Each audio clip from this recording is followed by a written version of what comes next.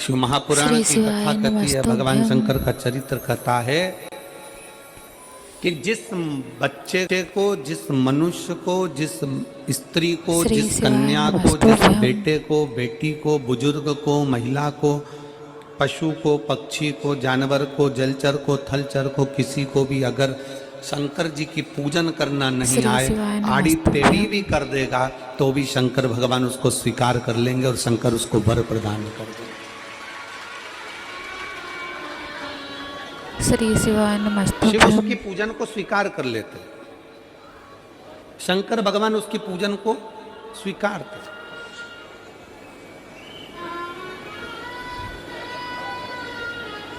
कोई दुनिया में आकर तुमसे कह देना कि मैं बहुत बड़ा, मैं इतना विद्वान हूं कि मैं भगवान की पूजन सबसे अच्छी करता हूं। अगर कोई तुमसे आकर कह दे कि मैं सबसे ज्यादा विद्वान हूं, शंकर जी का अभिषेक मैं बहुत अच्छे से करता हूं। कोई तुमसे आकर कह दे कि मेरी पूजन में कोई कमी नहीं रहती, मैं इतनी अच्छी पूजन करता हूं। कोई विद्वान से विद्वान व्यक्ति भी आकर तुमसे कह दे कि मैं शंकर जी का अभिषेक इतना विद्वत्ता में कराता हूं कि मैं शंकर जी की आराधना सबसे श्रेष्ठ कर सकता हूं, तो मान लेना कि शिव मिल नहीं सकते, शंकर नहीं मिल सकते। शिव जी की पूजन वही स्वीकार है जिस पूजन में थोड़ी सी कमी रह जाए। पूजा की थाली लगाकर पशुपति व्रत करने के लिए तुम मंदिर में गए, पूजा की थाली लगाकर तुम शंकर जी के मंदिर में पूजन करने के लिए गए, 16 सोमवार की पूजन कर रहे थे, संकट सोमवार की पूजन कर रहे थे, सोमवार का पूजन कर रहे थे, प्रदोष का पूजन कर रहे थे, सोमवार की अष्टमी का पूजन कर रहे थे, शिवरात्रि का पूजन कर रहे थे, सावन महीने का पूजन कर रहे थे। पूजन की थाली में सारा सामान जमा लिया तो भी मंदिर में जाकर कोई सामान याद आए तो समझ लेना कि तुम्हारी पूजन भगवान शंकर ने स्वीकार कर ली।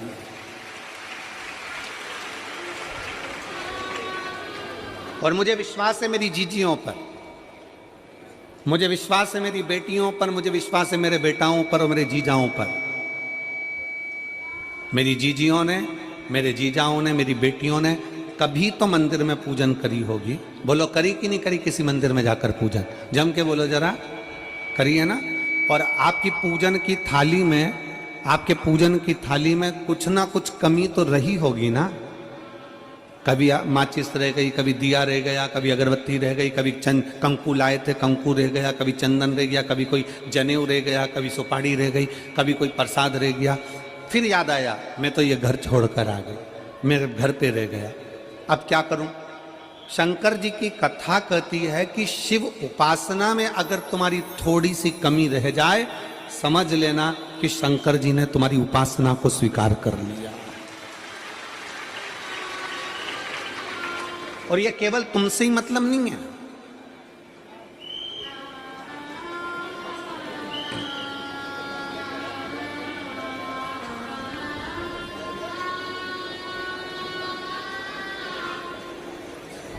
केवल आपसे मतलब नहीं है कि आपकी पूजन में ही, उपासना में कमी रह जाए। ये शंकर भगवान का वर है, ये शिव जी का वर है। किसको? भगवान नारायण को।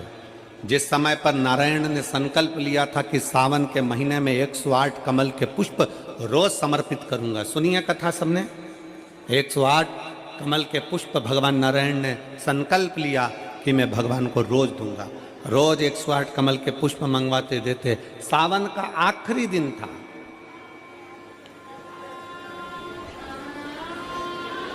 सावन का आखिरी दिन, और सावन के आखिरी दिन भगवान नारायण 108 कमल के पुष्प लेकर भगवान को चढ़ाने के लिए जैसे ही बैठे, बैठते से ही जैसे ही चढ़ाने के लिए बैठे, वैसे ही एक कमल का पुष्प कम रह गया।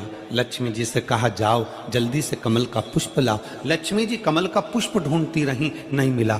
सब दूर देखा, सारी जगत में देखा, पर कमल का पुष्प लक्ष्मी जी को नहीं मिला। लक्ष्मी जी को कमल का पुष्प नहीं मिला। आखिरी में पूजन की थाली में कमल का एक पुष्प कम रह गया। भगवान नारायण ने अपना आंख निकालकर भगवान शंकर को समर्पित कर दिया। क्या निकालकर समर्पित करी? अपनी एक आंख। और जब भगवान ने अपनी एक आंख निकालकर भगवान को समर्पित करी, उस दिन का नियम है आज तक, अगर पूजन की थाली में कोई कमी रह जाती है, पूजन में कोई कमी रह जाती है, तो एक आंख मतलब आखा चावल। आखा चावल जानते हो आप लोग? जम के बोलो जरा। आखा मतलब पूरा। हम आंख तो भगवान को नहीं दे पा रहे इस संसार सागर में, कलिकाल में। एक आंख के बराबर आखा चावल, एक आखा चावल पूरी पूजन होने के बाद शंकर जी को समर्पित कर दो। शिव भगवान नारायण की आंख के बराबर उसको स्वीकार कर दो।